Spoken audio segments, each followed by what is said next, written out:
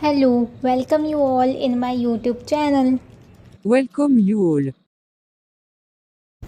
Let's see how to make factorial program.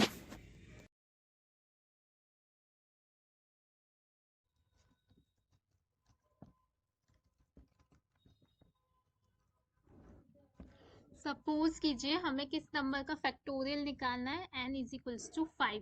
हमने यहाँ लेके रख लिया n इज इक्वल्स टू 5। ठीक है, अब हमारे पास एक वेरिएबल है फैक्ट इक्वल्स टू 1। ठीक है, अब हमें 5 का फैक्टोरियल निकालना है, यानी 5 इंटू 4 इंटू 3 इंटू 2 इंटू 1। तो हमने ये फैक्ट के वेरिएबल में 1 है, पहले यहाँ पे 2 से इंटू किया, फिर यहाँ पे 1 इंटू 2 इंटू 3 से इंटू किया, फिर ऐसे ही फैक्ट के वेरिएबल को 1 इंटू 2 इंटू 3 इंटू 4 से इंटू किया, फिर फैक्ट के ही वेरिएबल को 1 इंटू 2 इंटू 3 इंटू 4 इंटू 5। तो अब जो फैक्ट का रिजल्ट है वो हमें मिल जाएगा 120, जो कि 5 का फैक्टोरियल है। तो हम इसी को प्रोग्राम में बनाएंगे, कोड करके बनाएंगे। तो हम क्या करते हैं, हमारा नंबर 5 ले लेते हैं। हम ये यूजर से भी पूछ सकते हैं। अब हम फॉर लूप लगाएंगे।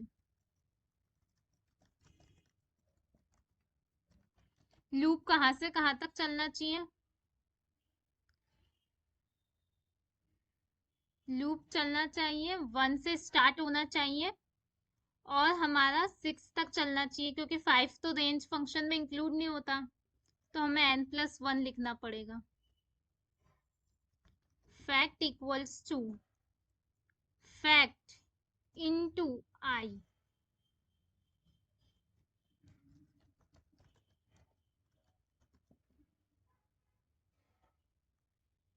Let's run it.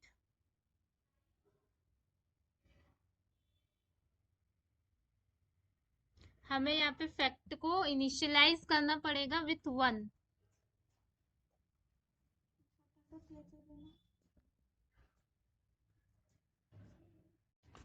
What we see that factorial of 5 is 120। हमें रिजल्ट मिल चुका है। तो हमारे प्रोग्राम ने कैसे वर्क किया, हमने फैक्ट का वैल्यू 1 स्टोर किया है, तो फैक्ट की यहाँ पे वैल्यू 1 होगी, और आई की वैल्यू जब 1 है, 1 से स्टार्ट हुआ, तो 1 इंटू 1, तो फैक्ट की वैल्यू 1 हो जाएगी।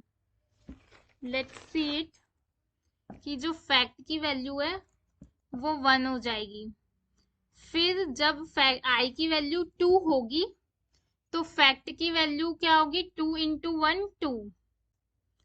अब फैक्ट जब आई की वैल्यू 3 होगी, तो फैक्ट की वैल्यू होगी 2 इंटू 3 दैट इज 6। जब आई की वैल्यू 4 होगी, तो फैक्ट की वैल्यू होगी 6 into 4 that is 24।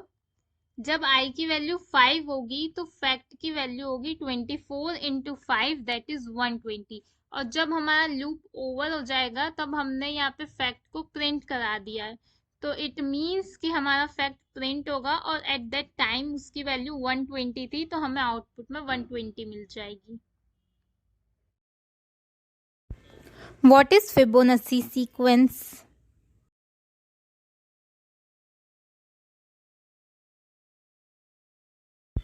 Fibonacci series शुरू होती है 0 से। 0 और 1, हम फर्स्ट 2 टर्म को ऐड करेंगे, तो 0 और 1 प्लस गिव्स सम हमें मिलेगा 1।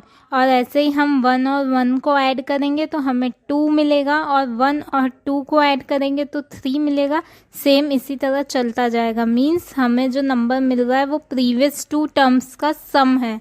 इस तरह से फिबोनाची सीक्वेंस बनता है।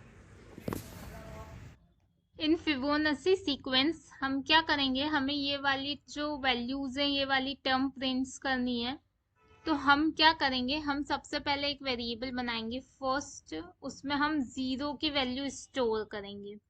फिर हम एक सेकेंड वेरिएबल बनाएंगे, इसमें 1 की वैल्यू स्टोर करेंगे।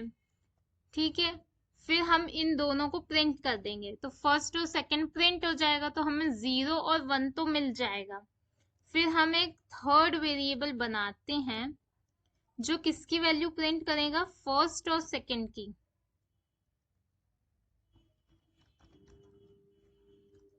फर्स्ट और सेकंड की वैल्यू जो थर्ड वेरिएबल स्टोर करेगा, मींस 0 + 1 1। अब हम प्रिंट कर देंगे थर्ड वेरिएबल को, ठीक है। ये दोनों फर्स्ट और सेकंड वेरिएबल की वैल्यू हम लूप के बाहर प्रिंट करेंगे। फिर थर्ड वेरिएबल के पहले हम एक फोर लूप लगाएंगे जो तब तक चलेगा, जो एन टर्म्स हैं जो यूजर ने एंटर किए, नंबर ऑफ टर्म्स, तब तक लूप चलेगा। तो उसमें थर्ड की वैल्यू प्रिंट हो जाएगी। फिर क्या होगा कि अब थर्ड की वैल्यू हमें बढ़ानी है, मीन्स हमें आगे और वैल्यूज को आपस में ऐड करना है और फिर प्रिंट करना है। तो हम फर्स्ट की वैल्यू क्या दे देंगे, सेकंड। तो इस केस में सेकंड की वैल्यू क्या 1 है, वही फर्स्ट की वैल्यू हो जाएगी। और सेकंड की वैल्यू को हम दे देंगे थर्ड की वैल्यू को। नो मीन्स थर्ड की वैल्यू हम सेकंड की वैल्यू में दे देंगे, तो थर्ड की वैल्यू 1 है जो सेकंड में आ जाएगा। और इस तरह अब वापस थर्ड जो है वो क्या होगा, फर्स्ट प्लस सेकंड। तो इसी तरह लूप चलता जाएगा। Let's code it. हम यूजर से एक नंबर ऑफ टर्म्स पूछ लेते हैं कि कितना वो एंटर करना चाहता है।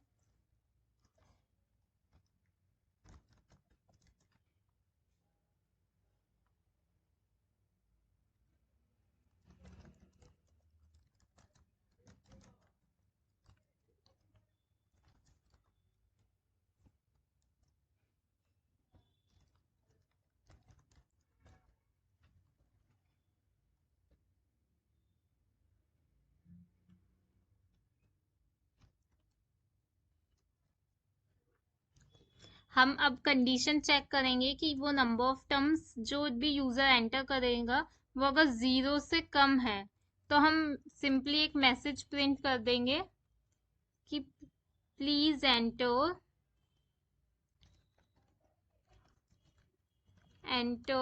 नंबर ऑफ टर्म्स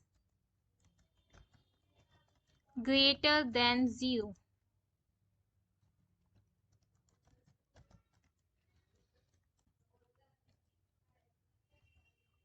एल्स नहीं तो हम अपना प्रोग्राम बनाएंगे फिबोनाची सीरीज का।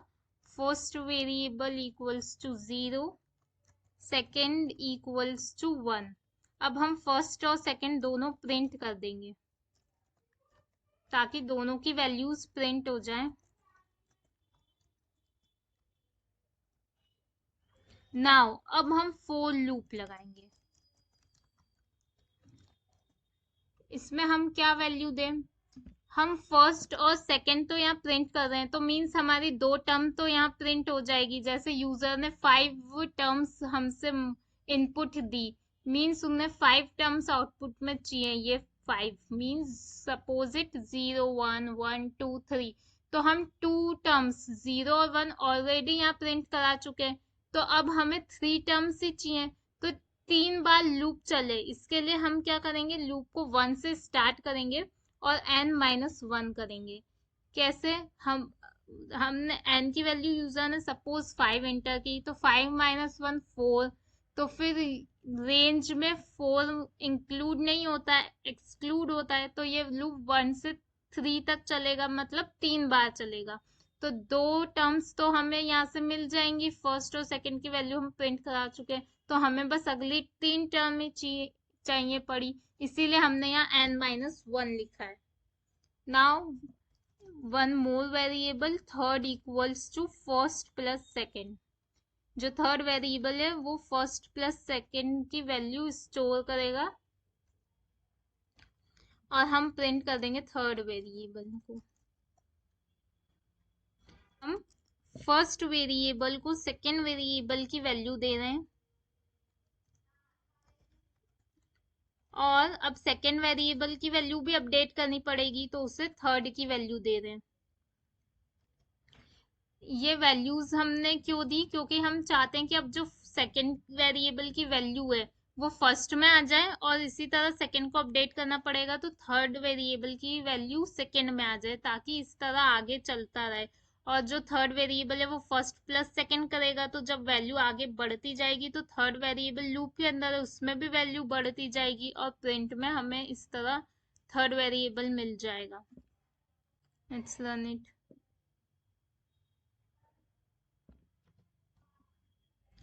हमें यहाँ पे वैल्यूज मिल चुकी हैं 0 1 1 2 3। इसी तरह हम कितनी भी वैल्यूज डाल सकते हैं नंबर ऑफ टर्म्स और हमें रिजल्ट मिल जाएगा।